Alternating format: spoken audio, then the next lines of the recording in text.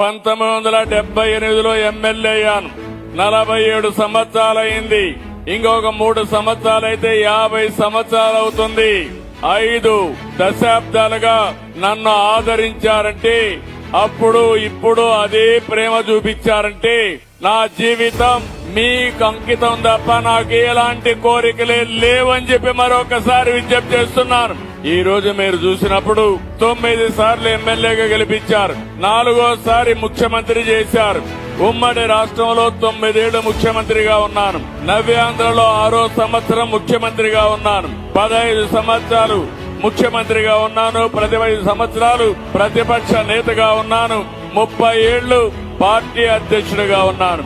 దేశంలో ఎవరికి దక్కని గౌరవం నాకు దక్కింది.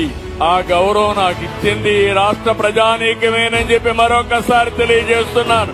అలాంటి మీకు ఇలాంటివి చూసుకున్నప్పుడు నా ప్రయాణాన్ని, నా ప్రస్థానాన్ని తలుచుకుంటే నా గుండె ఆనందంతో ఉప్పొంగుతా ఉంది. మిమ్మల్ని చూసినప్పుడు నా మీద మీరు చూపించిన అభిమానానికి నేను కూడా మీరు ఒక్కసారి ఆలోచిస్తే ఎన్టీ రామారావు గారి దగ్గర పనిచేశాను. ఎన్టీ రామారావు గారిని ఆలోచించినప్పుడు క్రమశిక్షణకు మారు పేరు, పట్టుదల ఉండే వ్యక్తి. అనుకున్నది సాధించే వరకు నిద్రపోయేవాడు కాదు. ఉదయం నిద్రలేసి 5 గంటలు నేను పోకపోతే, 5 గంటలు తెల్లవారితో పోకపోతే 5 గంటల 1 నిమిషానికి ఫోన్ వచ్చేది, బయలుదేరారా లేదా అని. అలాంటి కఠోరమైన క్రమశిక్షణలో పెరిగాను. అందుకే ఆయన దగ్గర అనేక విషయాలు నేర్చుకున్నాను. అయితే ఈ రోజు నేను ఆలోచించేది ఒకటే, 40 ఏళ్లుగా ప్రజలే జీవితంగా బతికాను.